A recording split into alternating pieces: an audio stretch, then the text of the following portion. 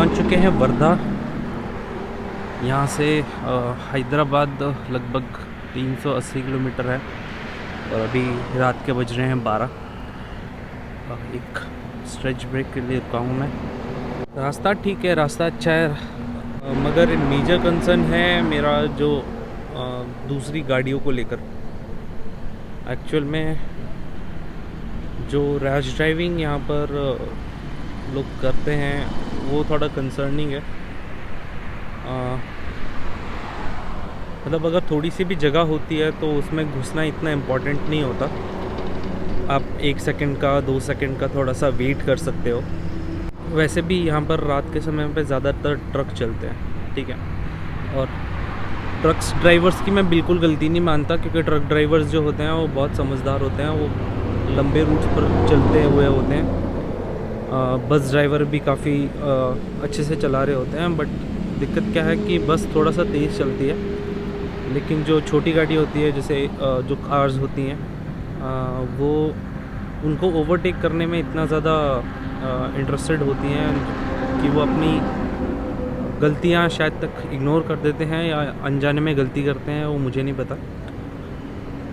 But मैं तो यही कहता हूँ कि अगर आप पीछे से किसी को ओवरटेक कर रहे हो, किसी भी ट्रक को ओवरटेक कर रहे हो या किसी बस को ओवरटेक कर रहे हो, तो जब तक आप उसके पीछे से अपने आप को नहीं दिखाओगे, लाइक अपनी कार को या अपने व्हीकल को, जब तक उसके मिरर में वो व्हीकल नहीं दिखेगा और आप अचानक से ओवरटेक करने के लिए साइड में मुड़ोगे, हो सकता है कि उस समय वो आपको देख ना पाए, हो सकता है कि वो उस समय वो टर्न ले ले, है ना। तो एक्सीडेंट, मेजर एक्सीडेंट हो सकता है। तो जब भी आपको किसी को ओवरटेक करना हो, नाइट टाइम पे हो या डे टाइम पे हो, अगर कोई भी एक हैवी व्हीकल को आप ओवरटेक कर रहे हो, तो मेरी एडवाइस ये है कि आप पहले उसको अपना फेस दिखा दीजिए।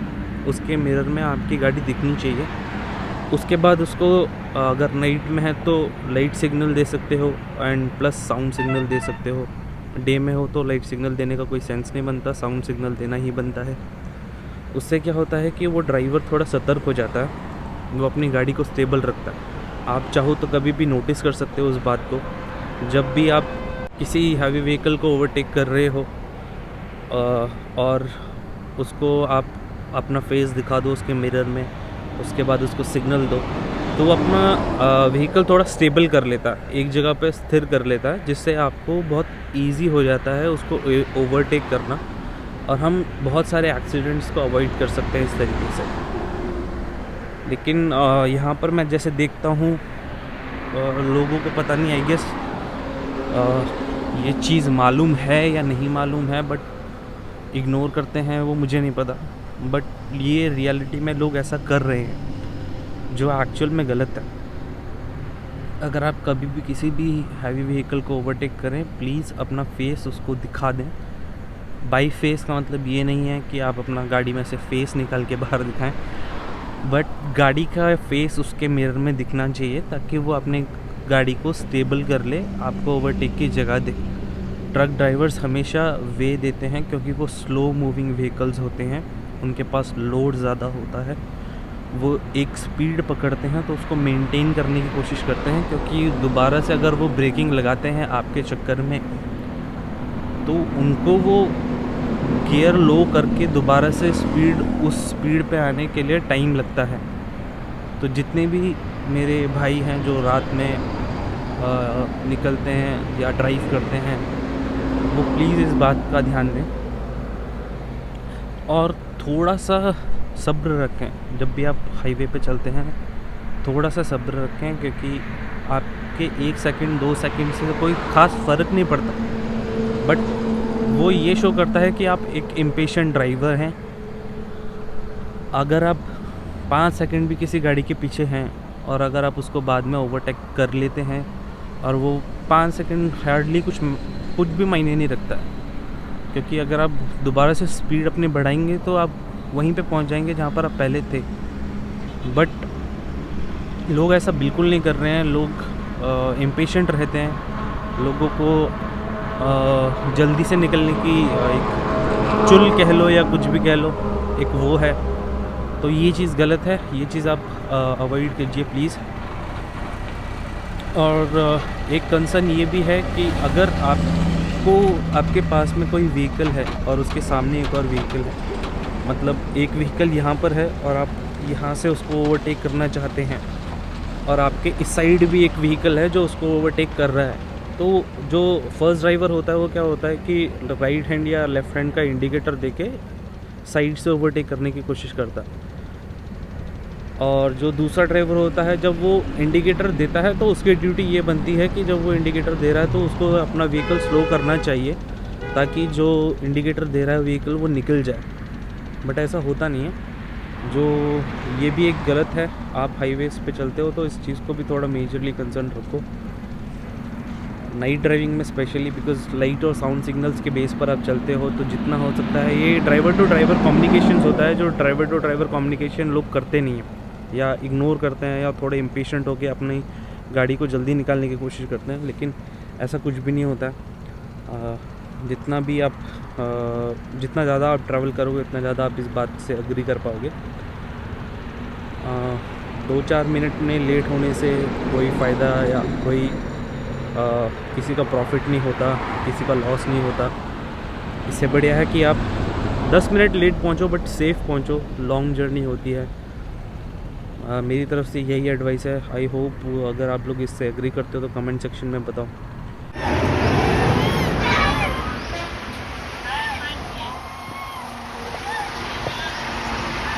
तो अभी बज रहे हैं 9:30 और हैदराबाद रह गया है यहाँ से 80 किलोमीटर्स। बीच रास्ते में काफ़ी जैम सा मिला था तो काफ़ी लेट भी हुआ, कुछ एक्सीडेंट हुआ था। तो एक्सीडेंट एक्चुअल में 3 गाड़ियों को एक्सीडेंट देख चुका हूँ मैं इस रास्ते पे और तीनों एक ही स्टेट का नंबर था। मेन रीज़न जहाँ तक मुझे यही लगता है कि लास्ट वीडियो में मैंने कहा था कि थोड़े आप लोग इम्पेशेंट होकर चलाते हो, तो प्लीज़ थोड़ा सेफली चलाओ क्योंकि हाईवे है, हाईवे पे सबको ही जल्दी है। आप अच्छे से अपने घर पहुँचे यही इम्पोर्टेंट है। और दूसरी चीज़ इंडिया है तो इंडिया में तो बस यही रूल चलता है कि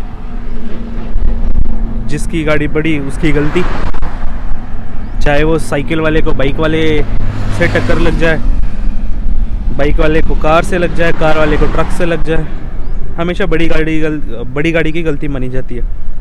मुझे 9 बज जाएगा रात के लगभग बेंगलोर पहुंचते।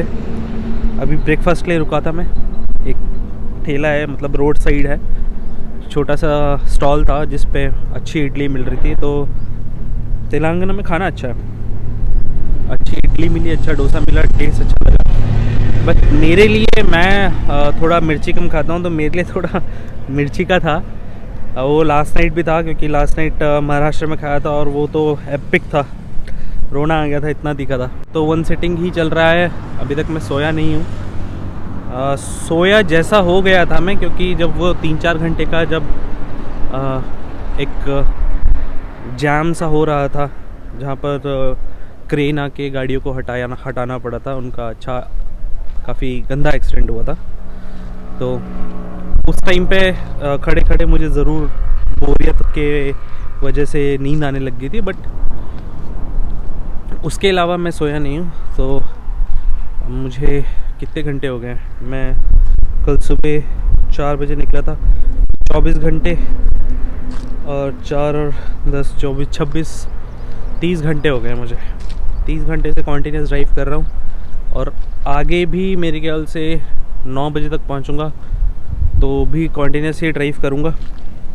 बीच में बस नॉर्मल अपना स्ट्रेच ब्रेक लेता हूँ मैं, और अगर मुझे ऐसा लगता है कि मुझे नींद बहुत ज़्यादा आ रही है, मैं ड्राइव नहीं कर पाऊँगा, तो मैं बिल्कुल भी रिस्क नहीं लेता हूँ। मैं जो भी पहली चीज़ तो जब मुझे नींद आने लगती है तो मैं अपनी कार को स्लो करके अपने हाथ की साइड पे दबाकर थोड़ा स्लो ड्राइव करता हूँ, ताकि जो भी मेरे नियरेस्ट स्टॉप हो, चाहे वो कोई ढाबा हो या हाईवेज़ पे बस लेन बनी होती हैं, ट्रक लेन बनी होती हैं वो हो, या फिर कोई पेट्रोल पंप हो, कुछ पे हो जहाँ पर मैं एटलीस्ट अपनी कार को स्टॉप कर पाऊँ, मैं उस जगह पर रुकता हूँ। मैं 1-2 घंटे का जो भी मेरा पावर नैप बनता है, जब तक मुझे लगता है कि मैं ड्राइव नहीं कर पाऊँगा तब तक मैं सोता हूँ। मैं बिल्कुल भी इन मामलों में रिस्क नहीं लेता। प्लीज़ आप लोग भी ऐसा रिस्क मत लीजिए। अगर आपको लगता है कि आप ड्राइव कर सकते हैं तो प्लीज़ ड्राइव कर लीजिए, सेफ ड्राइव कीजिए। अगर आपको ऐसा लगता है कि नहीं मैं ड्राइव नहीं कर पाऊँगा, मुझे नींद आ रही है, मुझे झपकियाँ आ रही हैं, कुछ लोग कॉन्फिडेंस में भी ऐसे चले जाते हैं कि हाँ झपकी तो आ रही है, कोई बात नहीं चलेंगे, बट वो झपकी से नींद बहुत जल्दी कन्वर्ट हो जाती है। तो इस चीज़ का ध्यान रखना। बाकी चलो आगे चलते हैं, देखते हैं। भाई खाना पीना खा के मैं यहाँ पे बैठा हूँ। देखो ये कोई जगह है, पता नहीं हाईवे के किनारे कोई किसी की प्रॉपर्टी है। तो ये प्रॉपर्टी है किसी की।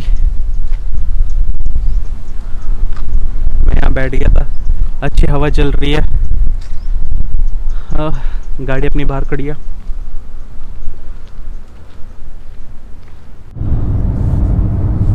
सो हम आ गए हैदराबाद। ये है हैदराबाद आउटर रिंग रोड। इसकी स्पीड लिमिट है 120। यहाँ से हमें 650 किलोमीटर्स और है। 600 किलोमीटर्स मान लो, 650 किलोमीटर्स मेरा घर है, तो 600 किलोमीटर्स और है यहाँ से बैंगलोर।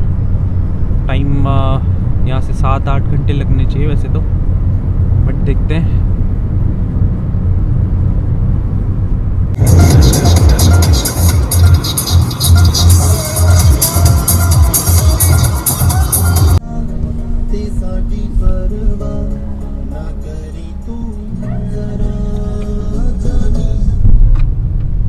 तो यहाँ पे ख़त्म हो गया हमारा आउटर रिंग रोड। अब यहाँ से हम बैंगलोर के रास्ते। यहाँ से बैंगलोर ज़्यादा नहीं रह गया, 550 किलोमीटर रह गया है। तो करीब ये 72 किलोमीटर्स का स्ट्रेच था जो आउटर रिंग रोड पे था। तो अब ये वापस NH 44 पे आएंगे हम, जो बैंगलोर को कनेक्ट करेगा।